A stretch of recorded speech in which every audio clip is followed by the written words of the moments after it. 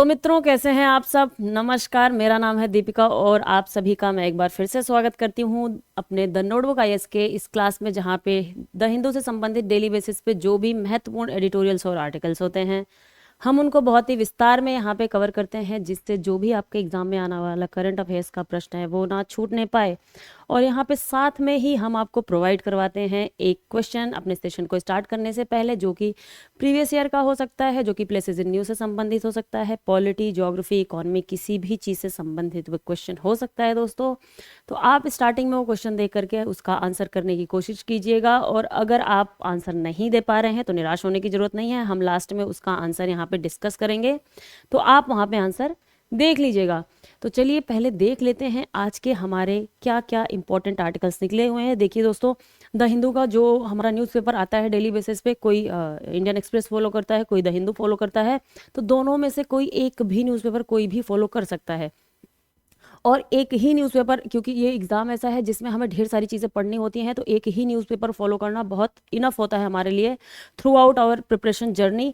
तो यहाँ पे हम एक ही न्यूज़पेपर को लेकर के आते हैं आपके लिए, जिससे कि देखिए कोई वो जो न्यूज़ेस होती हैं अलग अलग न्यूज़पेपर में, कभी इस न्यूज़ में आज निकल गई, कभी इस न्यूज़पेपर में कल निकल गई, तो वो चीज़ें कवर हो ही जाती हैं आगे पीछे करके, अगर आप किसी एक पेपर को जो है रिलीजियसली फॉलो कर रहे होते हो तो। और पूरे न्यूज़ पेपर में 6 7 8 आर्टिकल ही ऐसे मैक्सिमम महत्वपूर्ण होते हैं हमारे एग्जाम के पॉइंट ऑफ व्यू से। हमें पूरे न्यूज़पेपर को जो है लाइन बाय लाइन जो है पूरे दिन भर लगा करके, ये नहीं है कि मैं पूरे दिन भर उसी को ही पढ़ना है, आपने 1 घंटे पढ़ लिया, 1.5 घंटे पढ़ लिया, वही हमारे लिए इनफ होता है। इसीलिए हम यहाँ पे डिस्कस कर लेते हैं चीज़ों को, आपको क्वेश्चन भी प्रोवाइड करवा देते हैं, जिससे कि अगर आपका जो है एग्ज़ाम नज़दीक है तो आपका प्रीलिम्स की भी थोड़ी सी प्रैक्टिस होती रहे चीज़ों की। तो चलिए पहले हम देख लेते हैं दोस्तों कि आज के हमारे क्या क्या इंपॉर्टेंट आर्टिकल्स होंगे हमारे पूरे डिस्कशन में। वो कौन सा आर्टिकल है? पहला हमारा, India specific AI model to find gestational age developed. जो जेस्टेशनल एज होती है किसी फीटस की, किसी बच्चे की, भ्रूण की, तो उसके लिए एक एआई मॉडल डेवलप किया गया है। वो हम देखेंगे यहाँ पे कौन सा एआई मॉडल है और किसने डेवलप किया हुआ है हमारे यहाँ के। और अगला होगा article, grant permanent commission to women supreme court to coast guard. इस चीज़ को लेकर के सुप्रीम कोर्ट कई बार बोल रहा है कि जो वुमेन्स हैं कोस्ट गार्ड में, उनको परमानेंट वहाँ पे किया जाए। और अगली न्यूज़ है हमारी दोस्तों, वो है हमारी, what is bitcoin halving and what does it mean for the crypto community. हम देखेंगे बिटकॉइन हैल्विंग क्या होता है, बिटकॉइन हैल्विंग क्या होता है यहाँ पे, ये देखेंगे। देखिए बिटकॉइन भी हमारे इकोनॉमी के पेपर के हिसाब से काफ़ी ज़्यादा इंपॉर्टेंट है। पहले भी बिटकॉइन पे जो है क्वेश्चंस आए हुए हैं प्रीवियस ईयर में। तो यहाँ पे एक नया टर्म आ रहा है जो कि होता है कुछ ऐसा इंपॉर्टेंट है, वो पूरा हम यहाँ पे डिस्कस करके आपको बताएंगे कि क्या है वो।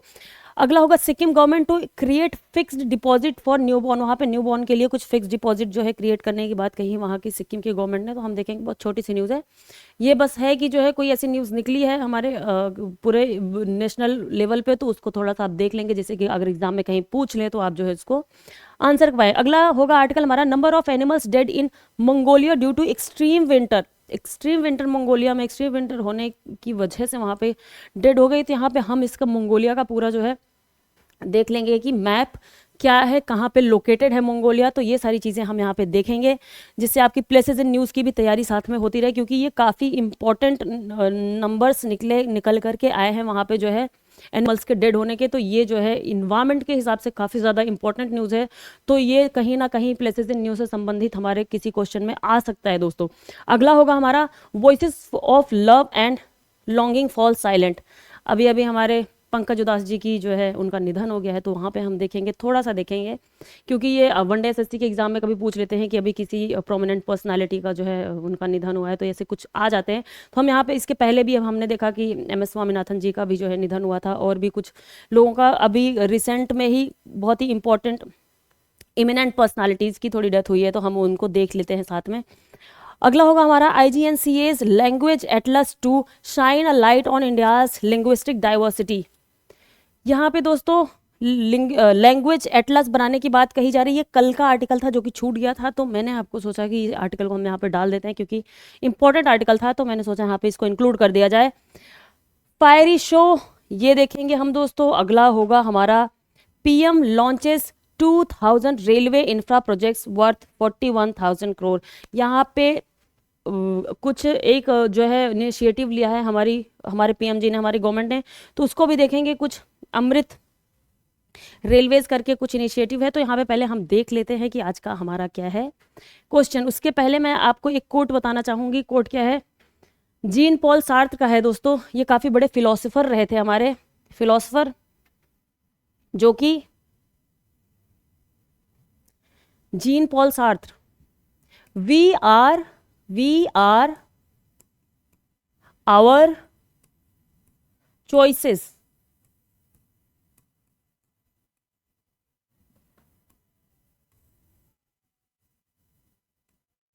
वी आर आवर चॉइसेस, इनका ये कोट है। किनका है ये भी बता देती हूँ। कभी कभी हमारे जो है एथिक्स ऐसे के पेपर में जो है आ जाते हैं, तो हम वहाँ पे कोट करने के लिहाज से जो है इंपॉर्टेंट हो जाती है चीज़ें। किनका है ये? Gene Paul Sartre.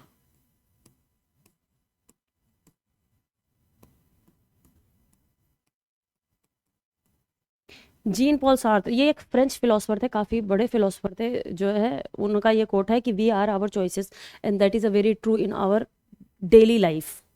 बात क्या है कि हम अपने ही चॉइसेस का जो है एक कह लीजिए कि उसका ही एक हम परिणाम होते हैं। जो भी चीज़ें हम लाइफ में कर रहे होते हैं, हमारी जो चॉइसेस होती हैं, जो डेली बेसिस पे हम अपनी चॉइसेस बनाते हैं, जो डेली बेसिस पे हम अपने डिसीजंस लेते हैं लाइफ के, वही डिसाइड करती हैं कि कल को हमारा फ्यूचर क्या होने वाला है।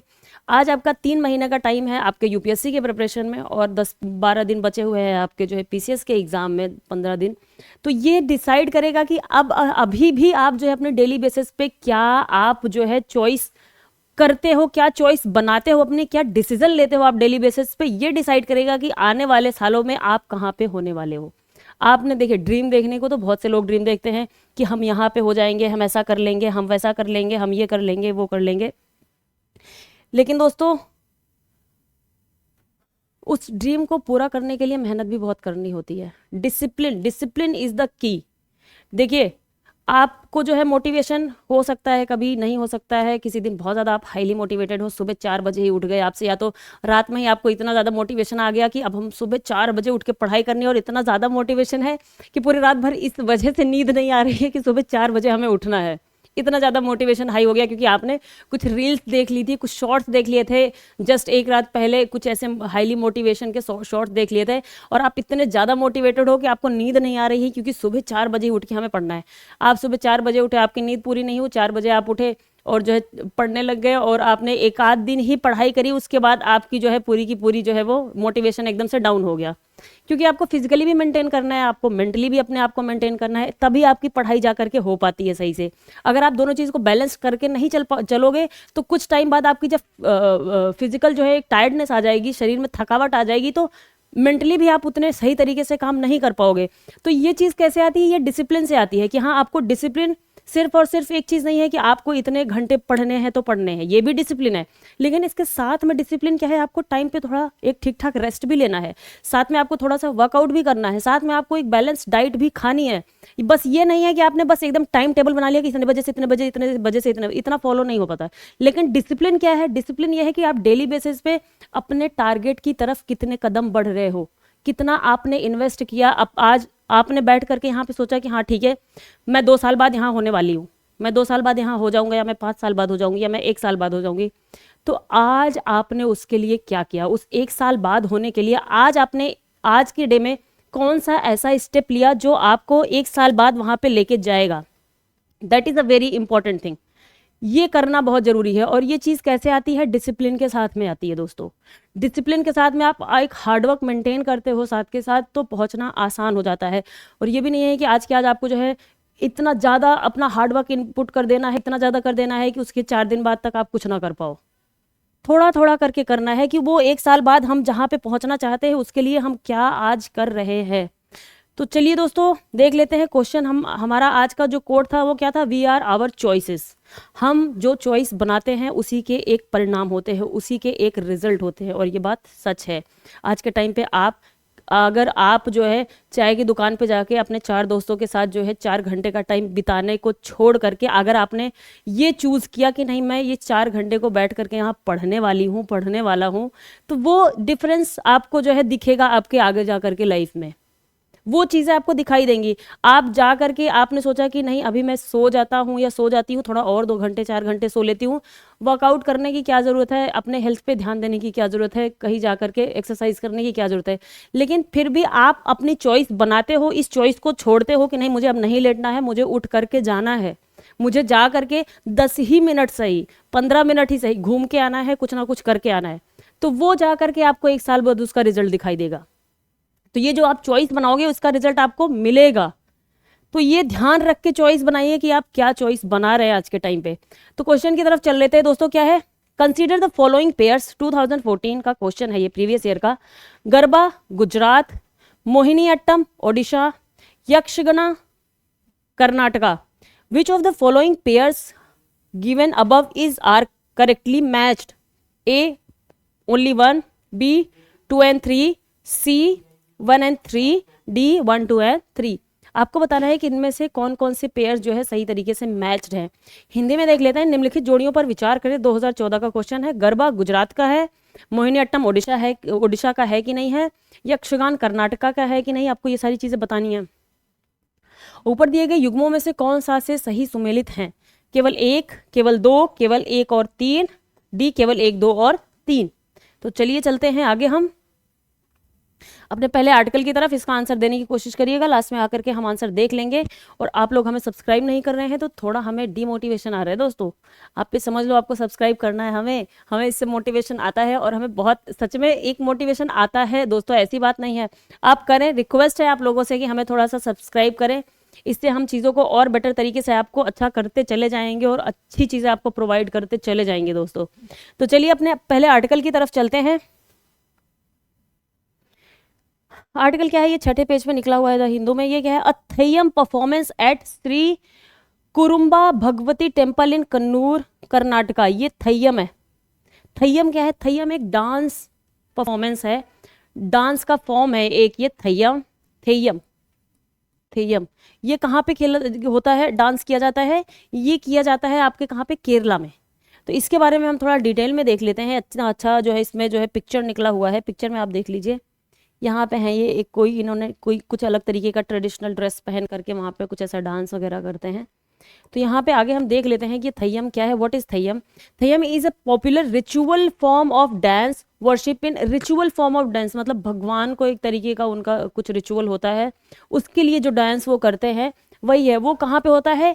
केरला और कर्नाटका दोनों जगह है, दोनों के है, दोनों के पे होता है, केरला में भी कर्नाटका में भी। It consisted of 1000-year old tradition. ये 1000-year ओल्ड ट्रेडिशन है, ये परंपरा इनकी हजारों साल पुरानी परंपरा है ये। एंड कस्टम्स, इनकी बहुत पुरानी परंपरा और कस्टम है ये।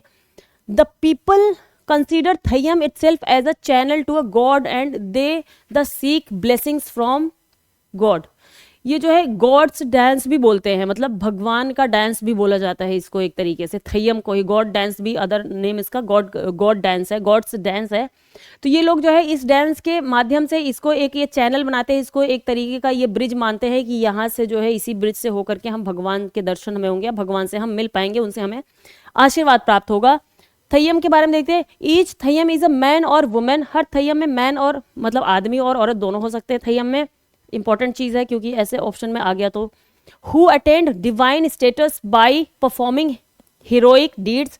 कुछ हीरोइक डीड्स वगैरह करते हैं, कुछ क्या कहते हैं साहसी काम कुछ इस तरीके का करते हैं, कुछ ऐसा परफॉर्म करते हैं वहां पे। By leading a virtuous life. Most Theyyam are believe to be the incarnation of Shiva और शक्ति।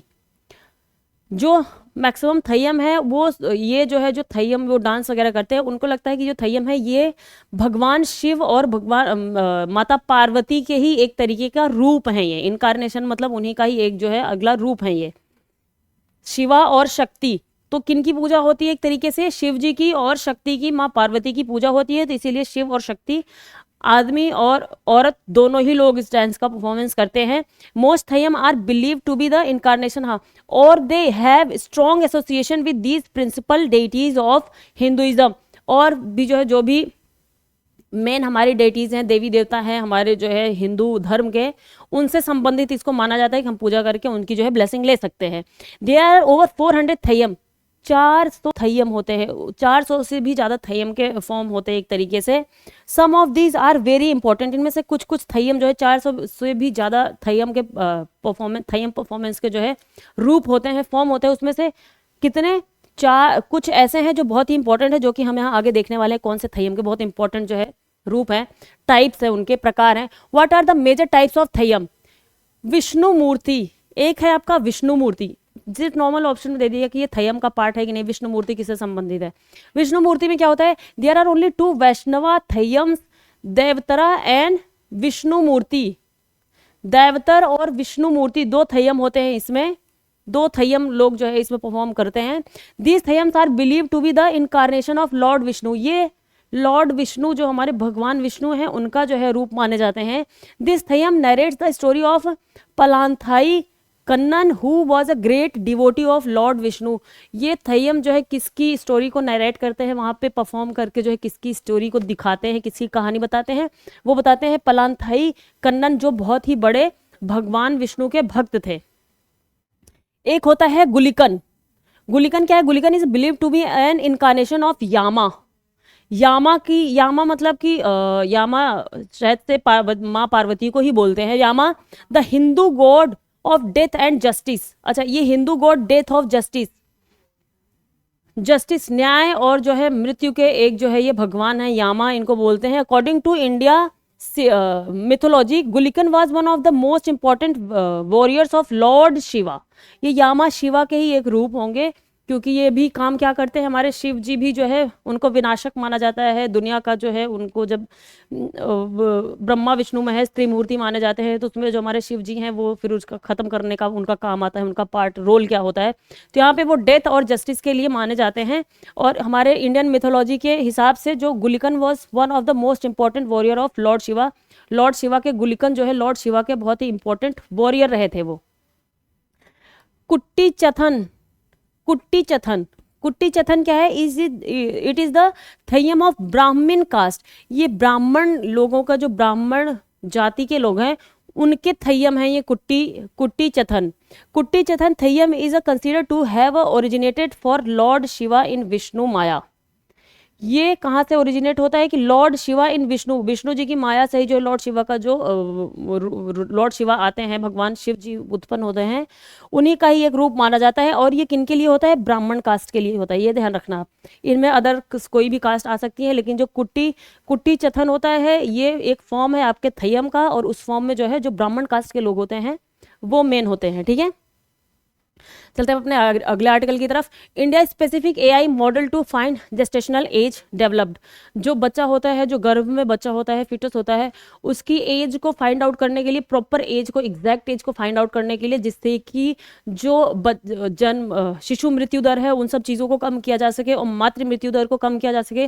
क्योंकि कई बार पता नहीं चल पाता है बच्चे की एक्चुअल में कितनी एज है, तो उस हिसाब से कब उसको जो है उसका मतलब कि जेस्टेशन पीरियड कब खत्म हो रहा है, बच्चा कब पैदा होगा, तो पहले से थोड़ी चीज़ें का आइडिया सही से रहता है, तो उस पर काम किया जा सकता है। उस तरीके से जो माता है उसको जो है न्यूट्रिशन वगैरह भी प्रोवाइड किया जा सकता है कि किस लेवल का बच्चा भी उनके जो है गर्भ में है, गर्भाशय में है, और कब जो है उस पैदा होने वाला है, तो उस तरीके की उनको जो है मेडिकल एक तरीके से असिस्टेंस सहायता उपलब्ध करवाई जा सकती है।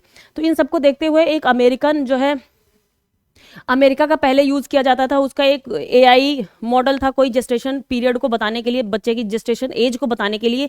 जेस्टेशनल मतलब होता है गर्भावधि, एक तरीके से जेस्टेशनल मतलब गर्भावधि, पेट में जब बच्चा होता है उसकी जो अवधि, जेस्टेशनल एज मतलब जो होती है गर्भावधि होती है, जेस्टेशनल मतलब जो गर्भ में बच्चा होता है वही एक तरीके का, उसको ही हम यहाँ पे काउंट करते हैं।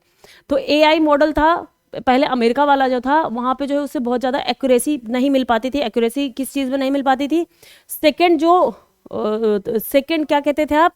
सेकंड जब मतलब सेकंड ट्राइमेस्टर होता था, ट्राइमेस्टर मतलब कि तिमाही, एक तरीके की जो दूसरी तिमाही होती है, तीसरी तिमाही होती है, मतलब तीन की तीन तिमाही हो जाती है ना, 9 महीने पे बच्चा पैदा होता है तो 3 की 3 तिमाही हो जाती है।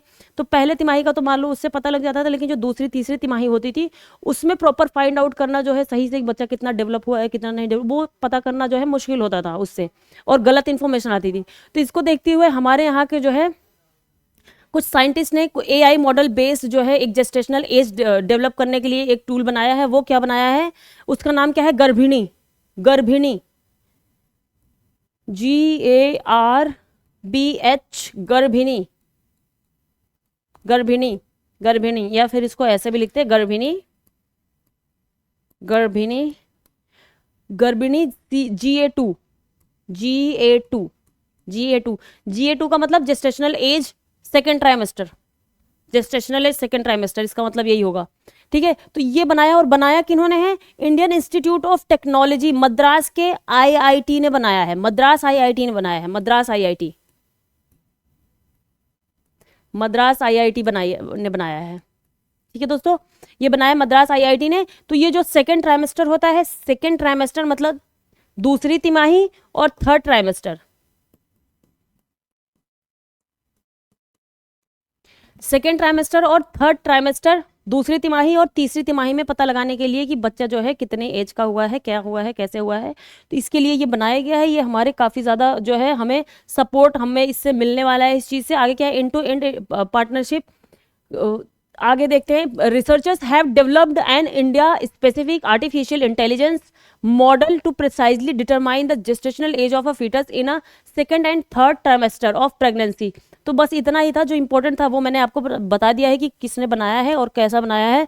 और इसके पहले जो बात ये बताई जा रही थी, the Garbhini GA2 is the first late trimester GA estimation model to developed and validated using Indian population data. ये पहला ऐसा होगा जो इंडियन पॉपुलेशन डेटा को यूज करके जो है इस सारी चीज़ों को बताएगा। हमारा AI मॉडल है ये एक तरीके का।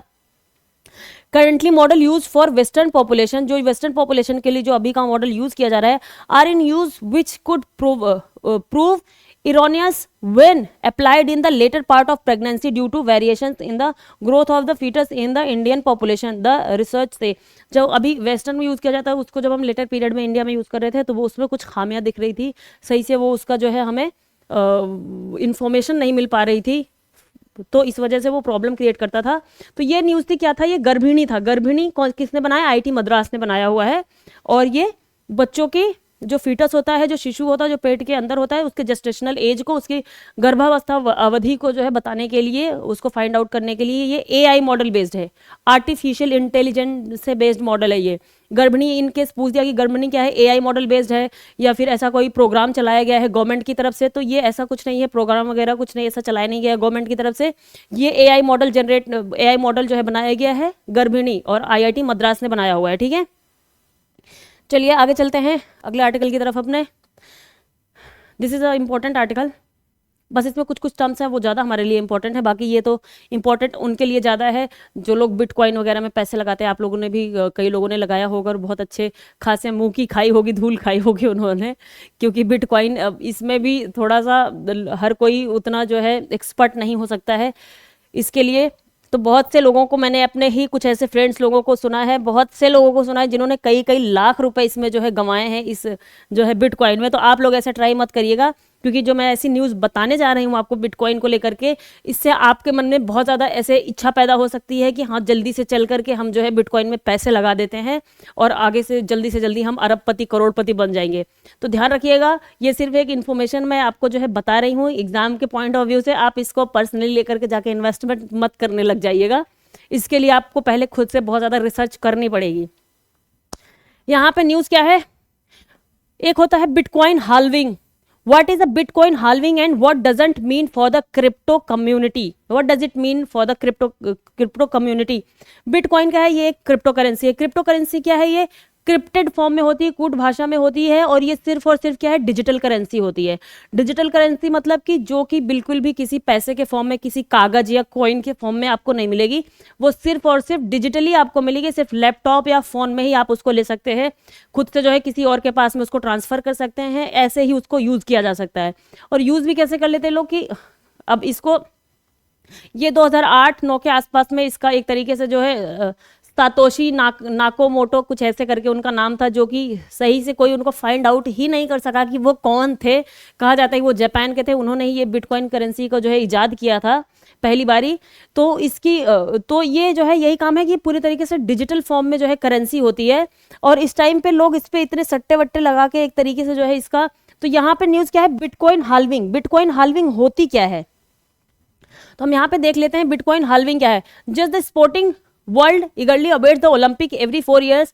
ये कह रहे हैं कि जैसे कि हर 4 साल में जो ओलंपिक जो है स्पोर्ट्स होता है, उस पे लोग जो है वेट कर रहे होते हैं कि अब ओलंपिक आएगा, हम तैयारी कर लेते हैं जल्दी से जल्दी, फिर वहां पे जा करके अपना अच्छा परफॉर्मेंस देंगे, ये है वो है।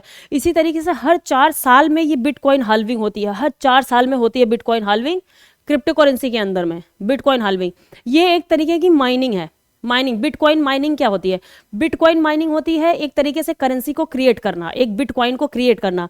अभी जैसे माना जाता है कि टोटल बिटकॉइन कितने बनाए जा सकते हैं, टोटल इसकी एक लिमिट है बिटकॉइन क्रिएट करने की।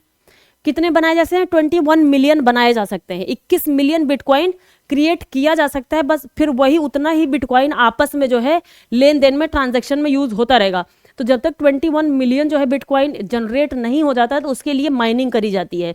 जो बड़े बड़े मैथमेटिशियंस लोग हैं, जिनको बहुत अच्छा मैथ्स आता है, मुझे तो आता नहीं है दोस्तों, फिर भी मैं सोचती हूँ कैसे लोग ये माइनिंग वगैरह करते होंगे। मैं तो, ये एक तरीके की एक्चुअल माइनिंग नहीं है कि खादान वगैरह की माइनिंग है, ये लैपटॉप और अपने कंप्यूटर पे बैठ करके जो है इसकी माइनिंग करी जाती है। वहाँ पे कुछ मैथमेटिक्स के फॉर्मूलाज वगैरह कुछ सॉल्व करके कैसे कैसे करके, वो पता नहीं कैसे इसको जो है जनरेट करते हैं, वो वही जानते होंगे। और ये किस पे काम करता है? एक ब्लॉकचेन टेक्नोलॉजी पे काम करता है। ब्लॉकचेन टेक्नोलॉजी क्या है? ये मान लो ऐसे चेन बनी हुई है, चेन, जितने भी बिटकॉइन होंगे, किसके पास कितना है, ये आपस में एक दूसरे को मालूम रहेगा। ये एक चेन से बंधी हुई जो है टेक्नोलॉजी है कि कितना किसके पास में कैसा है। तो इसमें ट्रांसपेरेंसी, ये इसका फायदा यही कहा जाता है कि इसमें ट्रांसपेरेंसी ज़्यादा होती है। इसमें जो है आप इसको एज अ ब्लैक मनी के तौर पे, ब्लैक करेंसी के तौर पे यूज़ नहीं कर सकते, क्योंकि हर पार्टी को मालूम होता है कि कितना बिटकॉइन कहाँ पे जो है अभी है। तो इससे ट्रांसपेरेंसी काफ़ी ज़्यादा इसमें होती है। और यहाँ पे ये जो बिटकॉइन हाल्विंग कही जा रही है, बिटकॉइन हाल्विंग क्या होती है? Bitcoin halving refers to the 50% reduction in the reward pay to bitcoin miners who successfully process other people's cryptocurrency transaction so that they can be added to the public digital ledger known as the blockchain in order to grow Bitcoin's blockchain and keep the ecosystem running.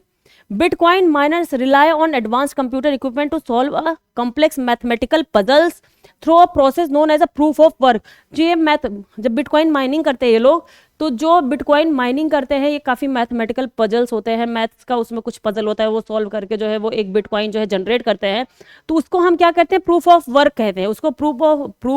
Proof of work के through जो है वो mining करते हैं। और ये bitcoin halving क्या है? ये सीधे सीधे है कि जितनी बिटकॉइन पहले जो है जितनी बिटकॉइन जनरेट करके उसका जितना पैसा मिल रहा था, उसका सीधा हाफ 50% कम होकर के आधा ही बिटकॉइन का जो है रेट मिलेगा किसी को, अगर किसी ने जो है बिटकॉइन की माइनिंग करके बिटकॉइन निकाला है।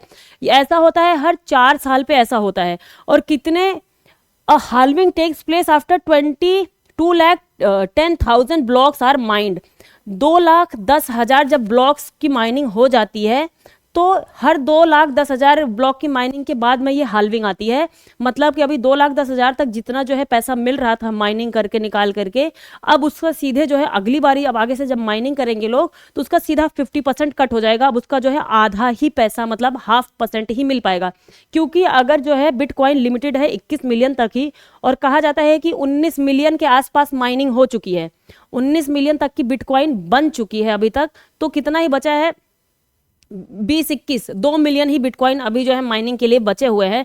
तो इस पे जो है लोग, फिर इसका दाम अब बढ़ता चला जाएगा, क्योंकि अब इसका जो है प्रॉफिट थोड़ा सा गिरता चला गया, और उससे जो है मार्केट में डिमांड तो उतनी ही बनी हुई है, लेकिन उसकी माइनिंग कम हो रही है, क्योंकि अब वो कम हो गया है, उतनी ही माइनिंग बची है, 2 मिलियन की ही माइनिंग बची हुई है। तो माइनिंग कम हो रही है और मार्केट में डिमांड बिटकॉइन की सेम बनी हुई है। तो उसकी वजह से क्या होता है कि बिटकॉइन की जो प्राइस होती है, उसकी जो है कीमत होती है, काफ़ी ज़्यादा तेज़ी से बढ़ जाती है।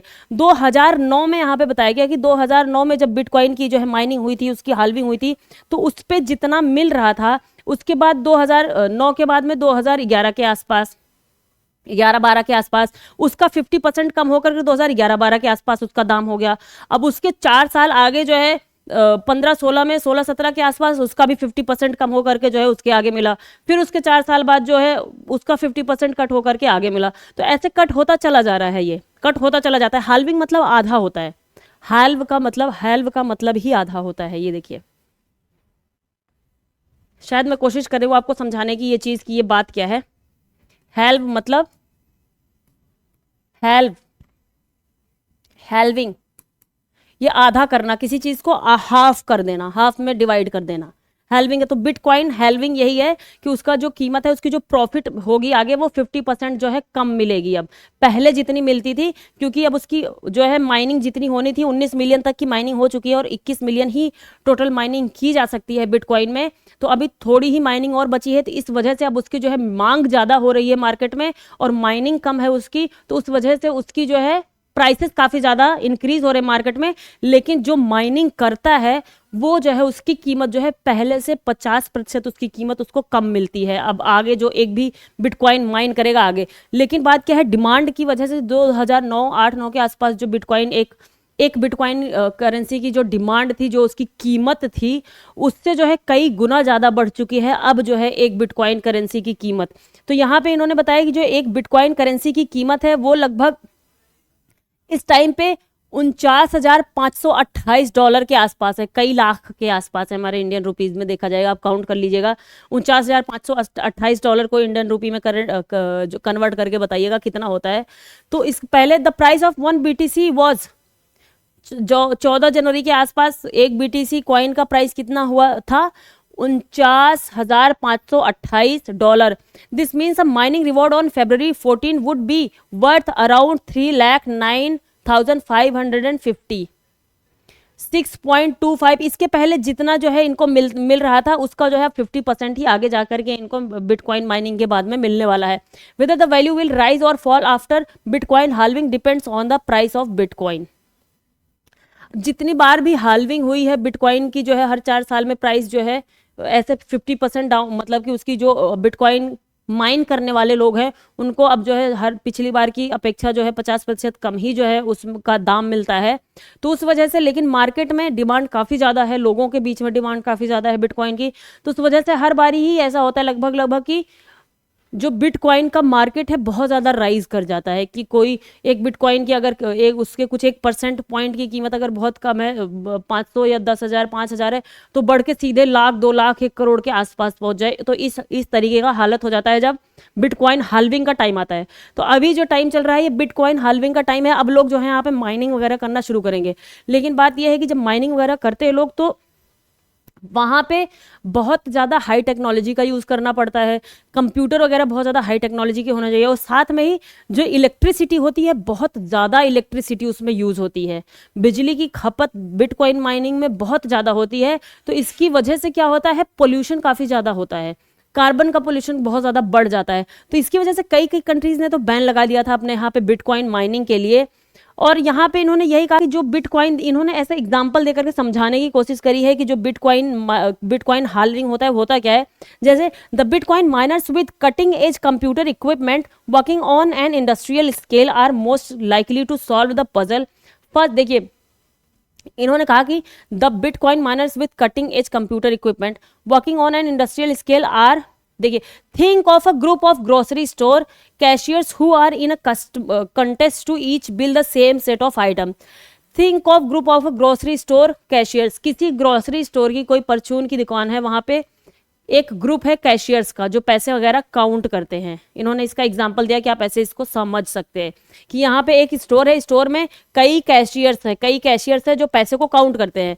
तो वो पैसे को काउंट करने का उनका तरीका अलग अलग हो सकता है। जैसे उनके बीच में कॉन्टेस्ट करवाया जाता है कि इतने कैशियर्स है, जो सबसे जल्दी जो है काउंट करके हमें दे देगा उसको जो है मान लो 10 सोने के सिक्के दे दिए जाएंगे, 10 सोने के सिक्के जो है प्राइज में दिया जाएगा।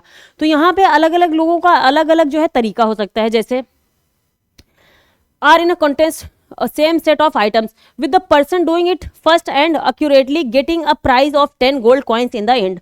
The cashier can use their favourite tools in order to bill the items and process the payment. कोई भी कैशियर अपना फेवरेट टूल यूज कर सकता है, अपने फेवरेट जो है चीजें यूज कर सकता है उसको काउंट करने के लिए, उस ग्रोसरी के सामान को, क्योंकि सेम ही बास्केट की ग्रोसरी है जिसको सारे ही कैशियर्स को जो है काउंट करना है और सही तरीके से काउंट करके जल्दी से देना है। तो जो पास करेगा इस जो है कंपटीशन को उसको 10 सोने के सिक्के दिए जाएंगे। तो ये कहानी है, मतलब कि ऐसा करना है। तो उसमें जो है हर व्यक्ति जो है कोई कैलकुलेटर से काउंट कर सकता है, कोई पेपर पेन लेकर के जल्दी जल्दी काउंट करेगा, कोई जो है किसी के पास कोई ऐसी टेक्नोलॉजी हो कि उसके पास लैपटॉप हो, वहाँ से जल्दी से जो है उस सामान को ही देखे, वो स्कैन करवाए, कुछ ऐसे जो बंदा होता है वो यहाँ पे, अब देखिए कोई भी व्यक्ति कोई पेपर से कर सकता है, कोई कंप्यूटर से कर सकता है, तो जिसके पास ज़्यादा अच्छा इक्विपमेंट रहेगा उसी के चांसेस होंगे ज़्यादा जल्दी जो है ये कॉन्टेस्ट को विन करने का। और लेकिन ऐसा भी नहीं कहा जा सकता है कि और व्यक्ति नहीं जीत सकता है, तो और व्यक्ति भी जीत सकता है। तो आगे ये बात क्या कह रहे हैं कि with but the other stand a chance of winning as well. This is a largely positive system for everyone. और ये एक तरीके का सकारात्मक ऐसा सिस्टम है जो सबके लिए सकारात्मक सिस्टम है। हर किसी को जो है ये इजाज़त है, हर किसी को ये परमिशन है कि तुम अपने हिसाब से कोई ऐसा इक्विपमेंट यूज़ करके जो है इसको काउंट कर सकते हो। ये तुम्हारे जो है डिस्क्रिप्शन पे, तुम्हारे खुद के जो है मत पे डिपेंड है कि आप क्या यूज़ करना चाहते हो। The customers item are efficiently billed and all the cashiers to do their job well because they want to claim the prize. और वो बहुत ही अच्छे से काम करेंगे क्योंकि हर कोई चाहता है कि उसको 10 सोने का सिक्का जल्दी से मिल जाए। तो ऐसा क्या होता है, after 4 or so years you return to the grocery store where the cashier still have this contest. 4 साल के बाद या 4 साल से ज़्यादा टाइम के बाद में आप फिर से उस ग्रोसरी स्टोर में जो है आते हो और वहीं पे फिर से वही कंटेस्ट करवाया जा रहा है, सेम कंटेस्ट हो रहा है कैशियर्स का। तो Sure, where the cashier still have this contest, but the prize money has been reduced to 5 gold. लेकिन वहाँ पे जो प्राइज मनी थी, जो पुरस्कार की मनी थी, वो कम करके कितना कर दिया गया, 10 की जगह कम करके 5 सोने के सिक्के कर दिए गए मान लो। और वो क्यों किए गए, but the prize money been reduce to 5 gold, is the prize still worth the effort. तो क्या कह रहे हैं कि क्या ये जो प्राइस 5 ही गोल्ड मिल रहा है, तो क्या अभी भी ये इतना वर्थ है, ये योग्य है कि हम इतना जो है इफर्ट डालें वहाँ पे, फिर काउंटिंग करें, ये सब करें, तो क्या इतने प्राइस को जीतने के लिए हमारा इतना मेहनत करना जरूरी है। तो यहाँ पे ये क्या कह रहे हैं, that depends on the price of gold in the market. ये डिपेंड किस पे करेगा, हम सोचेंगे कि ये जो 5 सोने के सिक्के हमें मिल रहे हैं, पहले तो 10 मिल रहे थे लेकिन अब 5 ही मिल रहे हैं, तो क्या हमें इसमें मेहनत करनी चाहिए फालतू की, हमें तो सिर्फ अब 5 ही मिलेंगे। लेकिन वो डिपेंड किस चीज़ पे करेगा कि उस टाइम पे मार्केट में सोने के सिक्के का दाम कितना चल रहा है। पहले मान लो 10 में जो है एक सोने के सिक्के का दाम मान लो 10 ही रुपए था, तो 10 का बेच करके मान लो टोटल उसने 100 रुपए कमाए। लेकिन अगर वो अब बढ़ के एक सोने के सिक्के का दाम 50 रुपए हो गया हो, तो जाहिर सी बात है वो उसको तो पहले से काफी ज्यादा फायदा हो रहा है, तो वो इस कंटेस्ट को क्यों नहीं करेगा। देखिए, depends on price of gold in the market and the cost of the equipment that the cashiers bought in order to win the gold coins. और जो वो इक्विपमेंट पहले यूज कर रहे थे और अब फिर से जो इक्विपमेंट यूज करेंगे उनमें कितना खर्च आएगा उनका, ये सब चीज़ों को कैलकुलेट करके फिर उनको लगेगा कि हाँ ये चीज़ वर्थ है कि नहीं है। And the cost of equipment win gold coins, this is on way to understand bitcoin. इसी तरीके से ही ये बिटकॉइन हाल्विंग भी है कि बिटकॉइन हाल्विंग, जो बिटकॉइन की हाल्विंग करते हैं, जो बिटकॉइन माइनिंग करते हैं लोग, तो उनको अगर अब पहले से कम पैसे मिल रहे हैं बिटकॉइन की माइनिंग में, एक बिटकॉइन करेंसी में, तो क्या उनका अब बिटकॉइन की माइनिंग इतनी जो है मतलब रखती है, इतनी वर्थ है कि वो जो है इसमें इतना इन्वेस्ट करे और इतनी मेहनत करे। तो यहाँ पे ये कह रहे हैं कि वो जो है डिपेंड करेगा कि बिटकॉइन का दाम मार्केट में कितना चल रहा है। 2009 में अगर वो कर रहे थे, एक बिटकॉइन का दाम जितना हो रहा था 2009 में बहुत ही कम था वो, अब धीरे धीरे डिमांड बढ़ती गई बिटकॉइन की, काफ़ी ज़्यादा पॉपुलर हो गया बिटकॉइन, तो अब उसका जो है कीमत बढ़ के तो कई लाख रुपए में हो गई है एक बिटकॉइन की कीमत। तो अब अगर उसका 50% में मिलेगा तो भी जितना 2009 में एक बिटकॉइन का मिल रहा था उसका भी कई गुना ज़्यादा उनको मिल जाएगा। तो फिर ये बिटकॉइन माइनिंग उनके लिए जो है वर्थ ही करेगी, वर्थ रखेगी। लेकिन बस दिक्कत ये है कि इसमें इलेक्ट्रिसिटी वेस्ट काफ़ी ज़्यादा होता है, यूज़ काफ़ी ज़्यादा होता है बिजली का, और इससे जो है पोल्यूशन होता है बहुत ज़्यादा। ठीक है, what impact will bitcoin halving on investors, why does the bitcoin halving matter to crypto investors? Bitcoin mining increase the supply of BTC in circulation while bitcoin halving reduce the rate at which these coins are released. ठीक है, ये जो bitcoin halving है, बस इतना याद रखो आप कि बिटकॉइन हाल्विंग जब रिलीज किया जाता है, मान लो तुरंत की तुरंत कंप्यूटर से यहाँ माइनिंग की गई है बिटकॉइन की माइनिंग करके सीधे रिलीज किया गया है यहाँ पे, तो जब रिलीज वाला जो कीमत है वो अलग है। फिर ये जब अपने ब्लॉकचेन में चला जाएगा, ये लेजर में गया, एक तरीके का उनका खाता है, लेजर खाता है, वही खाता जो जिस तरीके का भी लेजर होता होगा उसमें गया, वहां से फिर ये जो है चेन में चला गया। तो अब इस चेन में इसकी क्या डिमांड होगी, क्या कैसे जो है कितने लोग किसमें मार्केट में मांग कितनी है, उस हिसाब से अब इसका दाम यहाँ पे काफी ज्यादा बढ़ जाएगा। ठीक है, तो ये यहाँ पे इसका रिलीज प्राइस है, माइनिंग करके जितना वो उन्होंने जो है माइनिंग करके निकाला है वो दाम उसका यहाँ पे जो है आपका समझ लो बिटकॉइन हाल्विंग है। और बिटकॉइन हाल्विंग जो है वहीं पे ही पहले 100 रुपए की मान लो एक बिटकॉइन निकाली जा रही थी, तो अब वो 50 रुपए की हो गई है।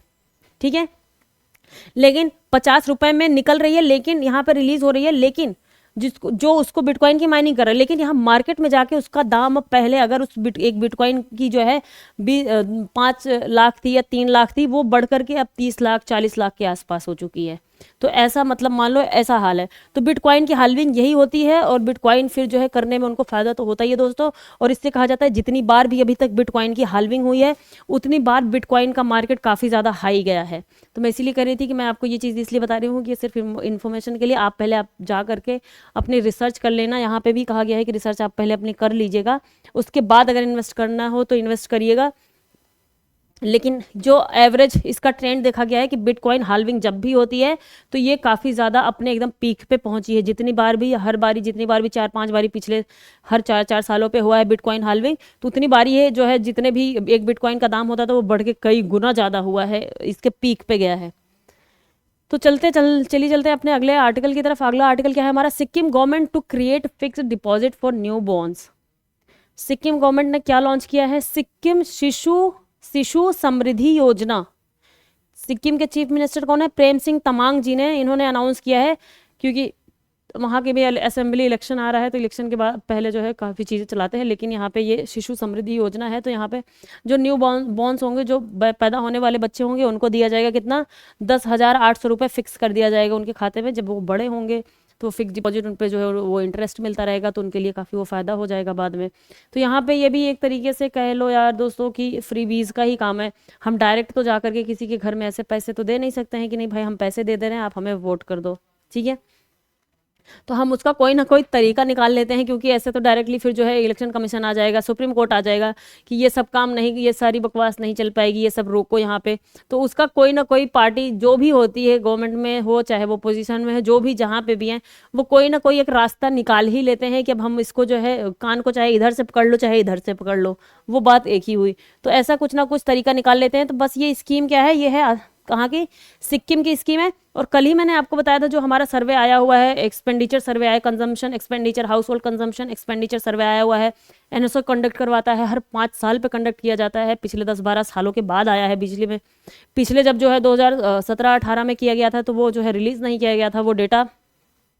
उसमें जो सिक्किम था, सिक्किम सबसे हाईएस्ट पे था हमारे house hold consumption, house hold consumption expenditure जो सर्वे था, HCES, जिसमें monthly per capita consumption expenditure include किया जाता है कि ऑन एन एवरेज एक मंथ में एक व्यक्ति कितना अपने खाने पीने पे, कितने अपने उपभोग पे खर्च करता है, उसी को ही काउंट किया जाता है। तो इसमें सिक्किम जो है ऑन एन एवरेज, चाहे वो अर्बन का हो चाहे वो रूरल का हो, सबसे ज़्यादा सिक्किम का ही आया है, और छत्तीसगढ़ सबसे निचले पायदान पे रहा है। ठीक है, तो ये देख लीजिएगा, छोटी सी न्यूज़ ही बता दिया। अगला क्या है, 2.1 मिलियन, सोच रहे हैं आप, number of animals dead in Mongolia due to extreme winter. Extreme बहुत ज़्यादा ठंडी होने की वजह से दोस्तों 2.1 मिलियन मतलब 21 लाख के आसपास जो है मंगोलिया में एनिमल्स की डेथ हो गई है। तो काफ़ी बड़ा ये जो है नंबर है, एक तरीके से काफ़ी बड़ा नंबर है। Mongolia is no stranger to severe weather, वहाँ पे वेदर काफ़ी ज़्यादा सीवियर रहता ही है। From December to March when temperature plummets as low as -50 degree Celsius चला गया था in some areas. This winter has been more severe as per a recent UN report. UN की जो रिसेंट रिपोर्ट आई है और उसमें ये बताया गया कि इतने ज़्यादा मिलियन में जानवरों की मौत वहाँ पे हो गई है एक्सट्रीम विंटर की वजह से। -50 डिग्री सेल्सियस जो है, हमारे यहाँ तो अगर 10 डिग्री सेल्सियस पे पहुँच जाता है, 8 पे पहुँच जाता है, तभी हम एकदम से कांपने लग जाते हैं। यहाँ पे दिल्ली में रहने वाले लोग या हमारे पूरे इंडिया में ही लगभग नॉर्थ के जो एरिया के लोग हैं कांपने लग जाते हैं। आप सोचिए -50 डिग्री सेल्सियस में जो रहता होगा तो उसकी तो क्या ही कुल्फी जम जाती होगी बाहर निकलते ही, जम जाए एकदम से। तो ऐसे में जानवरों का जिंदा रहना कितना ज़्यादा मुश्किल, और ये सब ये भी हो रहा है कि इतना एक्सट्रीम कैसे हो जा रहा है, ये जो हमारा ग्लोबल वार्मिंग वगैरह हो रहा है, इन्वायरमेंटल चेंजेस हो रहे हैं, तो इसकी वजह से भी वेदर में बहुत ज़्यादा डिफरेंसेस देखने को मिल रहे हैं। कहीं पे एकदम से हाईली आपको जो है गर्म मिल जाएगा, वार्म मिल जाएगा, कहीं पे हाईली एक्सट्रीमली आपको जो है कोल्ड मिलने लग जाएगा। तो ये प्रॉब्लम्स क्रिएट हो रही हैं।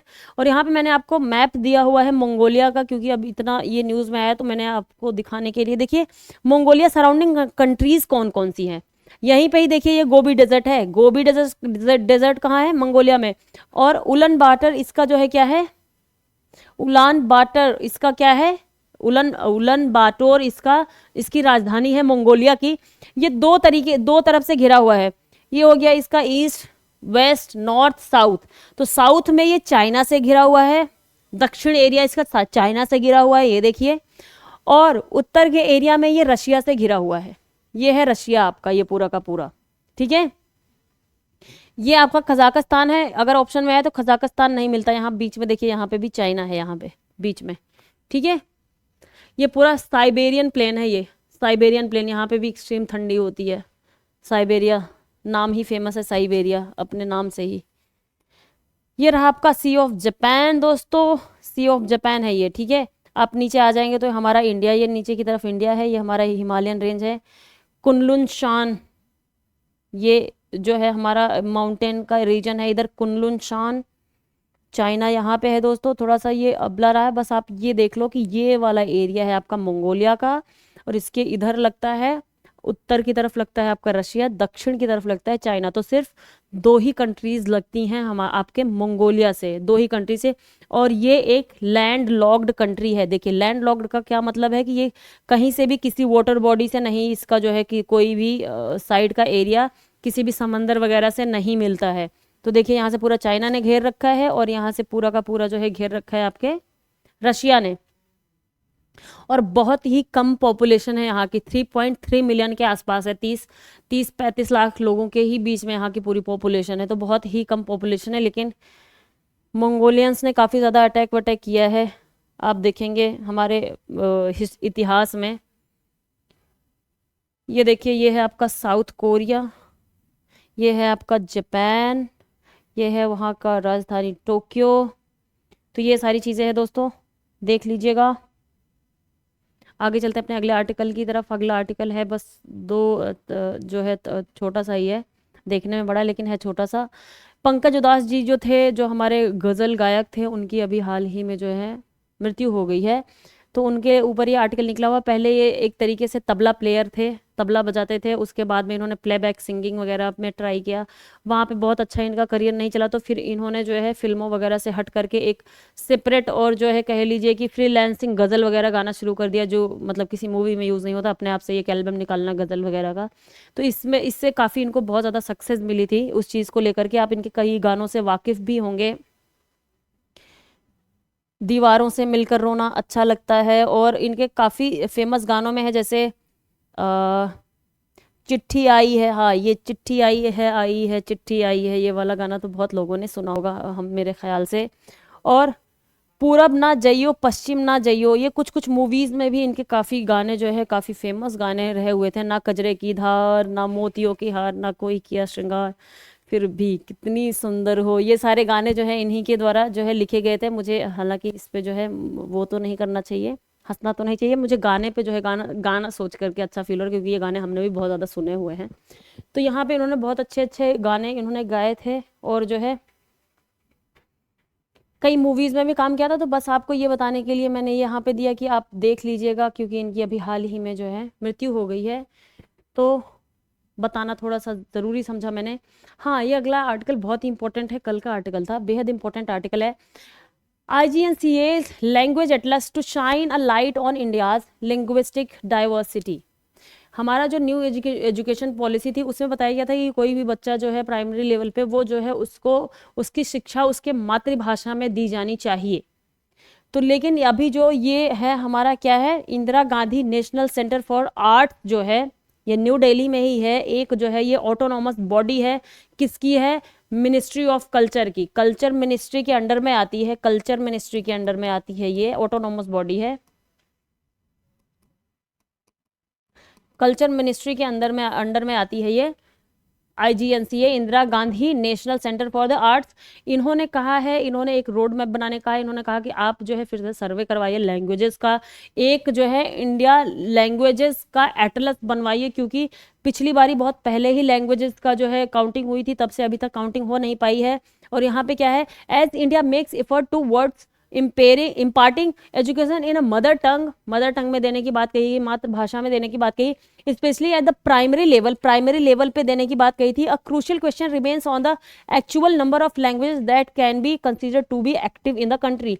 तो यहाँ पे कह रहे हैं कि हमने जो ये सोचा था न्यू एजुकेशन पॉलिसी के तहत कि हम बच्चों को, जो प्राइमरी लेवल के बच्चों, उनको जो है उनकी मदर टंग में, उनकी मातृभाषा में उनको जो है एजुकेशन देंगे, जिससे उनको जुड़ाव ज़्यादा महसूस हो।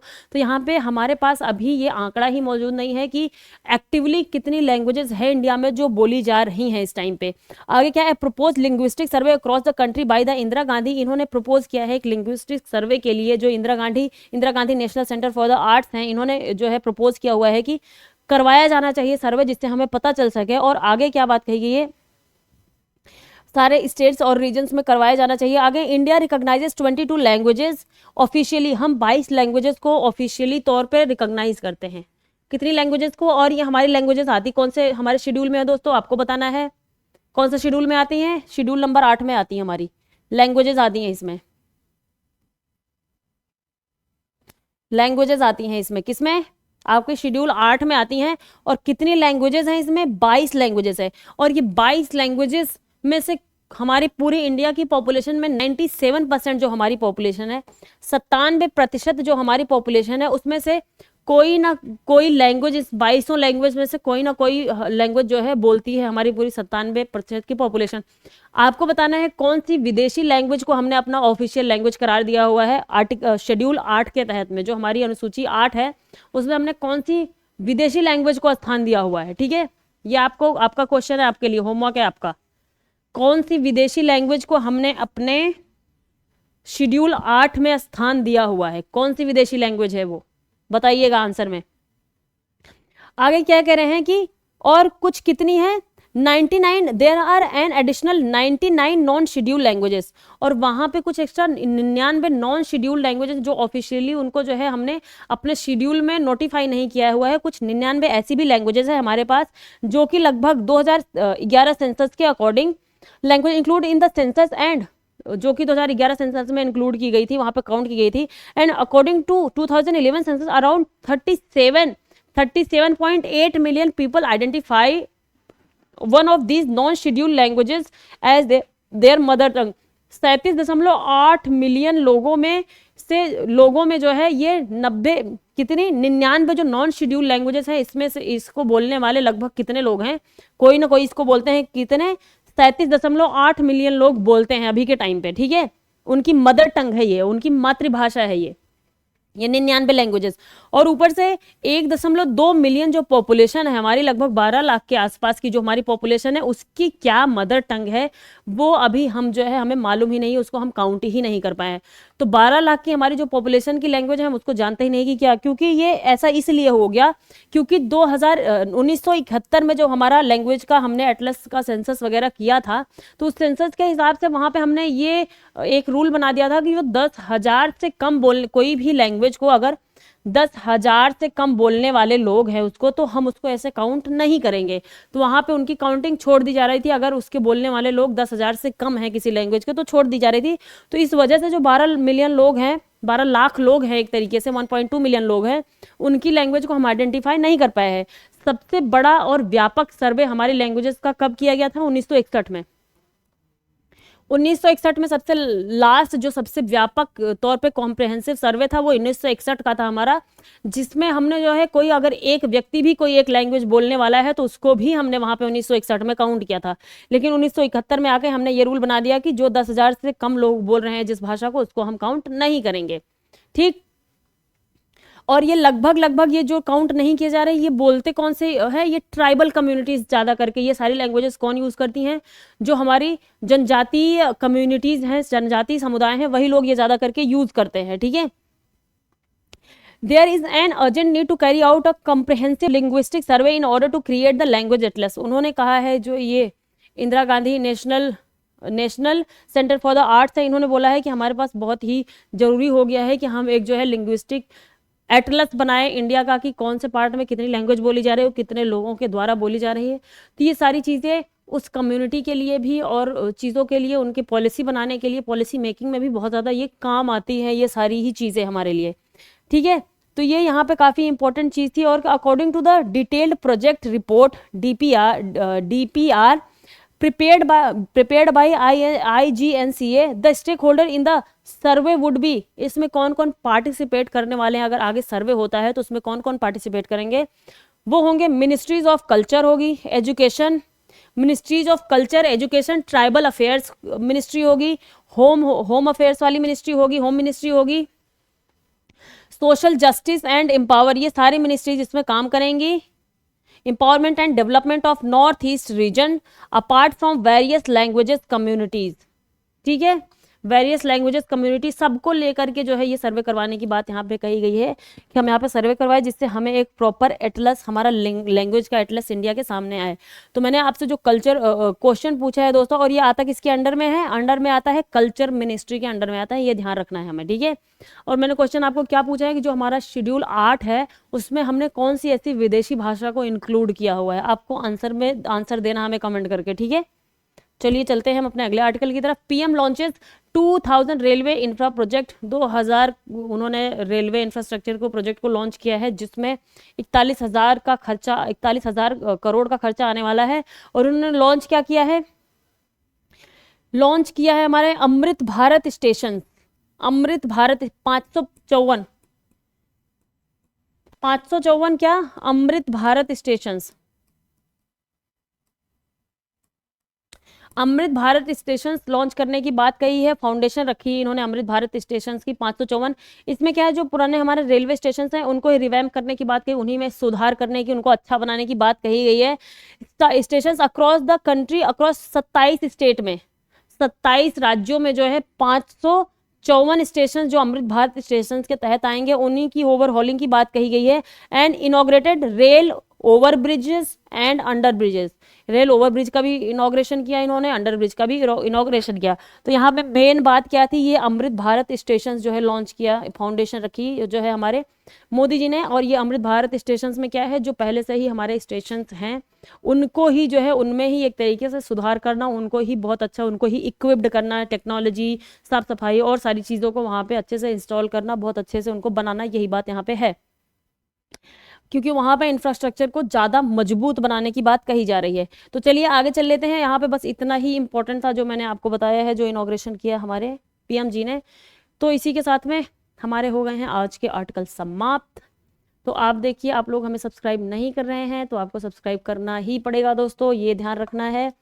हालांकि मैं आपसे कहती हूँ, मैं कोई ज़बरदस्ती तो आपसे कर नहीं सकती, लेकिन मैं रिक्वेस्ट तो जरूर ही कर सकती हूँ, इस पर किसी का जोर नहीं है, मेरे रिक्वेस्ट करने पे कुछ कोई मुझे रोक नहीं सकता है, तो मैं रिक्वेस्ट करती हूँ। तो दोस्तों सब्सक्राइब कर लीजिए, अब कितनी बार आपको सब्सक्राइब करना है, कर लेंगे, हमें भी अच्छा लगता है, हमारी टीम का मोटिवेशन हाई होता है, तो कर लीजिए, करने में क्या जा रहा है आपका, देख रहे हैं हमारी वीडियोस को तो हमें सब्सक्राइब भी कर लिया। अब क्या मैं भी जोर जोर से चिल्ला चिल्ला के कहूँ कि हमें सब्सक्राइब करिए, तब आप लोग करेंगे?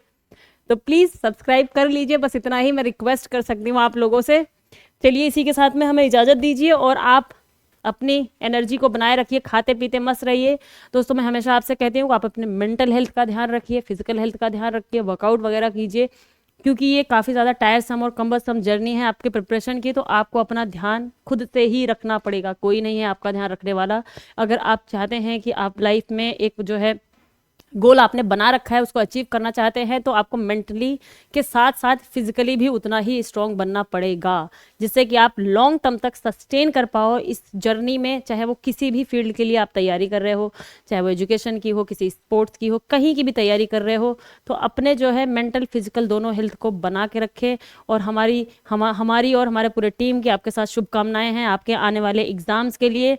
तो हमें इजाज़त दीजिए, और हमारे जो है जो फाउंडेशन बैच चल रहा है इसको जो है आप ज्वाइन कर सकते हैं, जहाँ पे दोनों ही लैंग्वेजेस में चलता है। यहाँ पे क्यूआर कोड भी दिया गया है दोस्तों, आप यहाँ से इसको स्कैन करके सीधे डायरेक्टली जा करके उसको जो है हमारे कोर्स को ज्वाइन कर सकते हैं, हमारे ऐप को डाउनलोड कर सकते हैं आप प्ले स्टोर से जा करके, education notebook I S education for all. लगातार बोलते बोलते दोस्तों मेरी आवाज़ जो है वो अब जो है लड़खड़ाने सी लग गई है, लेकिन मैं इसको सही करके बोलूँगी। तो यहाँ पे आप कर लीजिए, और इसी के साथ में हमें सब्सक्राइब कर लीजिए आप लोग, बस सीधी सी बात है। चलिए चलते हैं, इजाज़त दीजिए। हमारे नोटबुक आईएएस चैनल को लाइक शेयर और सब्सक्राइब कीजिए। अपना ध्यान रखिए, खाते पीते मस्त रहिए। बहुत बहुत धन्यवाद आप सभी का।